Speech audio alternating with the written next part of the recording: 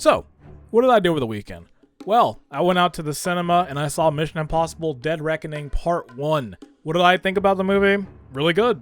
It was great, actually. I love the Mission Impossible series. I need to say it first right now. It's a fantastic series. It was one that I was unfortunately late to the game on. When Fallout trailers were coming out for Mission Impossible 6, I was getting really excited. I was like, that looks really good. Like, I want to see what all the hubbub is about this mustache. Like, this mustache costed Warner Brothers millions of dollars. Like, how good is it going to be? So, in the week leading up to Mission Impossible Fallout, I marathoned the entire series. 1, 2, 3, all of them. And I had such a good time doing that. I love those movies. And Fallout was no exception. That was my favorite movie of the entire franchise. Now, where does Dead Reckoning Part 1 stack into that? It's good. I really enjoyed it. Do I think it's better than Fallout? It's tough to say. I think right now, going just off my early, just fresh thoughts, I think Fallout was a bit better, but Dead Reckoning had a lot of good things into this one.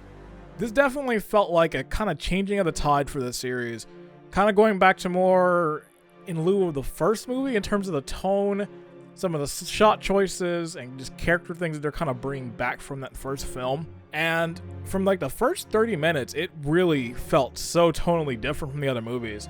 Usually they start off with a big bombastic opening, action scene, and it was a very subdued opening for a while. Like, I had to look it up online, like the title card doesn't show up for a good bit. Like, I was just like, man, it's a little different, okay. When it does show, it's like, okay, cool, here we go, movie's kicking in. Had a lot of this exposition they really had to get out the way.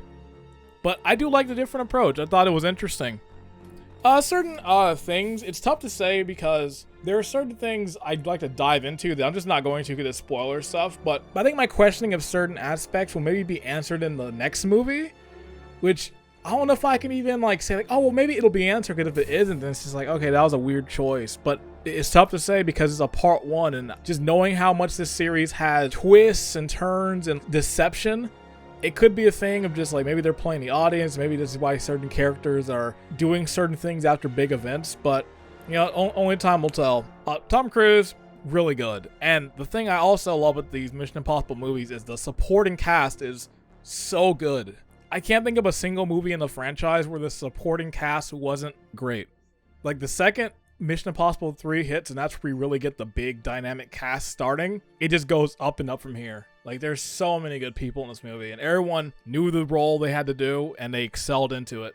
And yeah, like always, Tom Cruise is crazy. He's jumping off of mountains, he's paragliding, he's driving cars and doing all this crazy stuff. Just like, this dude will not stop. The next movie, he's gonna jump out of space, he's gonna do something crazy. Like, I don't know how he does it, but he does it. And it always makes these movies so fun to watch because, like, man, like, that's him doing that. Like, they could have got a stunt man, someone who looks exactly like him to do it, but just knowing he's flying that helicopter, he's jumping off that mountain, it just adds so much realism to the movie, and the stakes are so much higher because of that. That's what makes these Mission Impossible movies so good, is that even though, you know, it's like, okay, yeah, there's gonna be another one, he's gonna make it out, just seeing that Tom Cruise is doing that, I don't know, it just adds some extra tension. Like, there are parts in the last movie, and even in this movie, where I was like, oh, shoot, I was, like, jumping a bit. I was squirming. I was like, God dang, that's crazy. So, it still retains that. If you like that kind of stuff from Mission Impossible, I think you'll like it. It definitely isn't as crazy as Fallout in terms of the stunts, but there were some good ones. And unfortunately, if you've seen the trailers, you've seen all the big ones. So, yeah, definitely check it out. Go see it in theaters. I give it good recommendation, about a good 4 stars, 4 out of 5 on my Letterboxd. I enjoyed it. I'm looking forward to part 2. I can't wait to see where they're gonna go story-wise with this. So, yeah, you know what? Go see it. Movies are great right now. There's a lot of movies in theaters and a lot of stuff coming soon.